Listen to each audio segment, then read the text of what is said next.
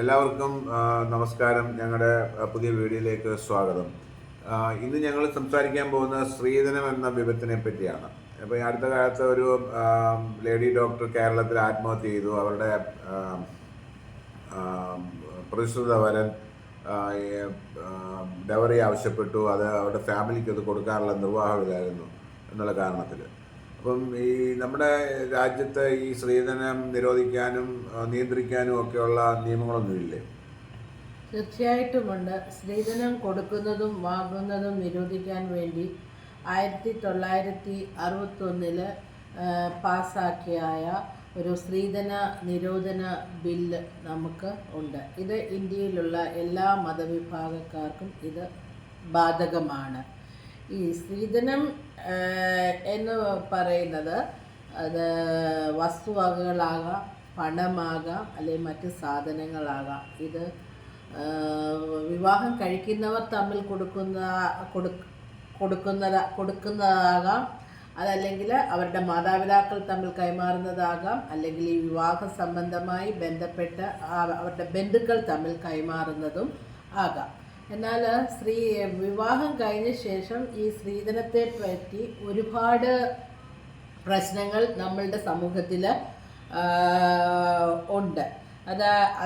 അതായത് സ്ത്രീധന മരണങ്ങൾ, പിന്നെ ആത്മഹത്യ ചെയ്യാനായിട്ട് ഇതിൻ്റെ പേരിൽ പ്രേരിപ്പിക്കുന്നത്, അതുപോലെ ശാരീരികമായും മാനസികമായും ഈ സ്ത്രീധനത്തിൻ്റെ പേരിൽ ഭർത്താവിൻ്റെ വീട്ടുകാരും ഈ മകളെ അല്ലെങ്കിൽ കൊച്ചിനെ പീഡിപ്പിക്കുന്നത്, അങ്ങനെ ഒരുപാട് കാര്യങ്ങളുണ്ട്.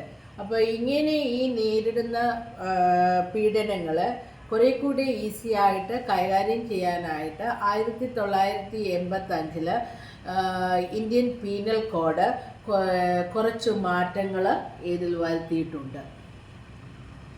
ശരി. അപ്പോൾ ഇങ്ങനെ ഇത്രയും നിയമങ്ങളൊക്കെ ഉണ്ടായിട്ടും എന്താണ് ഈ സ്ത്രീധനമായിട്ട് ബന്ധപ്പെട്ട കുറ്റങ്ങൾ, അതായത് ആത്മഹത്യ, കൊലപാതകങ്ങൾ, പീഡനങ്ങളൊക്കെ ഇപ്പോഴും നടക്കുന്നത് എന്തുകൊണ്ടാണ്?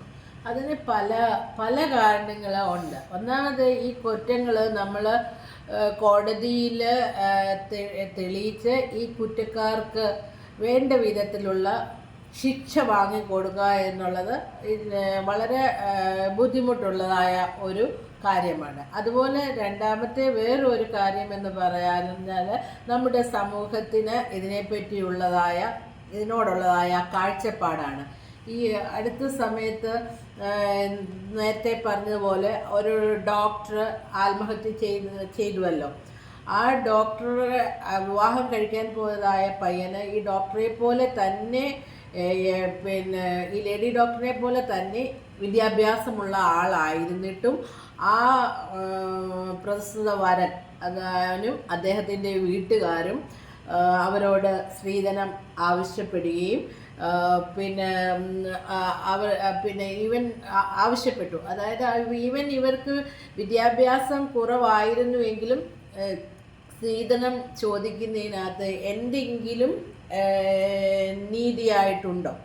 സത്യത്തിൽ ഇപ്പോൾ പെൺപിള്ളേർ പിന്നെ ആൺകുട്ടികളെക്കാൾ വിദ്യാഭ്യാസമുള്ളവരാണെന്ന് പറഞ്ഞാലും നമ്മുടെ സമൂഹം സ്ത്രീധനം ചോദിക്കാറുണ്ട്. സത്യമാണ്. അത് ഒരു ഓഫ്കോഴ്സ് അത് സത്യമായ കാര്യം. പക്ഷെ ഞാൻ ഒരു കാര്യം ഇടയ്ക്ക് ചോദിച്ചത്, ഈ പെൺകുട്ടികൾക്ക് അവരുടെ മാതാപിതാക്കളുടെ സ്വത്ത് വീതം കൊടുക്കണ്ടായോ? അത് കൊടുക്കണ്ട എന്നാണോ പറഞ്ഞു വരുന്നത്? അങ്ങനെയല്ല. തീർച്ചയായിട്ടും പെൺമക്കൾക്ക് ആൺമക്കളോടൊപ്പം തന്നെ അവർ ആ സ്വത്തിന് തുല്യമായ അവകാശമുണ്ട്. പക്ഷേ ഈ പെൺമക്കൾക്ക് അവരുടെ വീട്ടിൽ നിന്ന് ലഭിക്കുന്നതായ മാതാപിതാക്കളുടെ നിന്ന് ലഭിക്കുന്ന ഈ അവകാശം അവരുടെ ആവശ്യത്തിന് വേണ്ടി ഉപയോഗിക്കാനാണ്. അതല്ലാതെ ഭർത്താവിൻ്റെ വീട്ടുകാർക്കോ അത് മിസ്യൂസ് ചെയ്യാനായിട്ടുള്ളതല്ല. മനസ്സിലായി.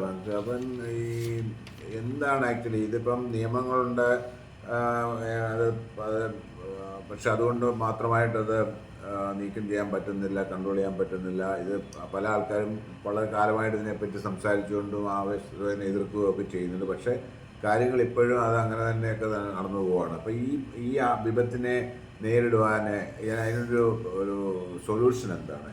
സൊല്യൂഷൻ എന്ന് പറഞ്ഞാൽ ഒന്നാമതായിട്ട് ആൾക്കാരുടെ മൈൻഡ് സെറ്റ് മാറണം.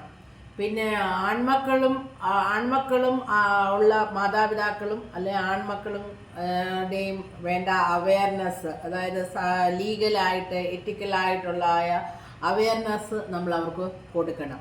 പിന്നെ പെൺമക്കളുള്ള മാതാപിതാക്കൾ അവരൊരു സ്ത്രീധനത്തിന് എതിരായിട്ട് തന്നെ നിൽക്കണം. അതുപോലെ അവരുടെ പെൺമക്കളെ നല്ല ബോൾഡായിട്ട് തന്നെ വളർത്തിയെടുക്കണം. ഇനിയും പെൺമക്കൾ അവരുടെ വീട്ടിൽ നിന്ന് അവരെ കല്യാണം കഴിച്ച് മറ്റൊരു വീട്ടിലേക്ക് പോയാലും അവിടെ പ്രശ്നങ്ങളോ പ്രയാസങ്ങളോ ഉണ്ടായാലും പെൺമക്കളുടെ മനസ്സിൽ കാണും, ഓക്കെ, ഞാൻ തിരിച്ച് വീട്ടിൽ ചെന്നാൽ എൻ്റെ മാതാപിതാക്കൾ എനിക്കായിട്ടൊരു റൂം ഒരുക്കിയിട്ടുണ്ടെന്നുള്ളതായ ഒരു ധൈര്യം അവർക്കുണ്ടായിരിക്കണം. പിന്നെ അതുപോലെ തന്നെ ഈ പിന്നെ സ്ത്രീധനം സമൂഹത്തിൽ ഈ സ്ത്രീധനം ചോദിച്ചു വരുന്നവർക്ക് ഞങ്ങളുടെ മക്കളെ കല്യാണം കഴിച്ചു കൊടുക്കില്ല എന്നുള്ള ഒരു തീരുമാനമെടുക്കുക. അതുപോലെ തന്നെ ഈ വിവാഹം ഒരിക്കലും ഒരു കച്ചവടമല്ല, അതുപോലെ അതൊരിക്കലും ഒരു കോൺട്രാക്റ്റ് അല്ല. പക്ഷേ നമ്മൾക്കത് ഒരു നിയമം അത് ശരിക്കും പ്രാബല്യത്തിൽ അത് കൊണ്ടുവരണമെന്നുണ്ടെങ്കിൽ പിന്നെ ഈ സമൂഹത്തിൽ അങ്ങനെ ഒരു നിയമം കൊണ്ടുവരണമെന്നുണ്ടെങ്കിൽ നമ്മൾ എല്ലാവരും നമ്മുടെ മൈൻഡ് സെറ്റ് മാറ്റി എങ്കിൽ മാത്രമേ പറ്റത്തുള്ളൂ. ഇപ്പം ഞങ്ങളുടെ ഫാമിലിയിൽ ഞങ്ങളൊരു തീരുമാനം എടുത്തിരുന്നു. ഞങ്ങളുടെ പെൺമക്കൾക്ക്, ഞങ്ങൾക്ക് 2 പെൺമക്കളാണുള്ളത്, അവർക്ക് ഞങ്ങൾ സ്ത്രീധനം കൊടുക്കില്ല എന്ന്. അപ്പോൾ അവരും അതിനോടൊപ്പം ഞങ്ങളോട് നിന്നിരുന്നു.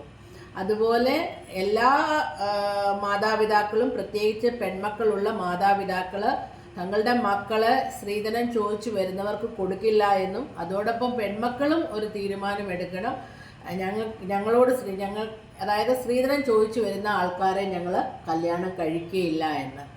അപ്പം ചുരുക്കം പറഞ്ഞു കഴിഞ്ഞാൽ, അതായത് വ്യക്തികളുടെ മൈൻഡ് സെറ്റ് മാറ്റുക. വ്യക്തികളുടെ മാറ്റുമ്പം കുടുംബത്തിലും ആ മാറ്റം ഉണ്ടാകും, കുടുംബത്തിൽ മാറ്റം ഉണ്ടാകുമ്പം സമൂഹത്തിലും മാറ്റം ഉണ്ടാകും.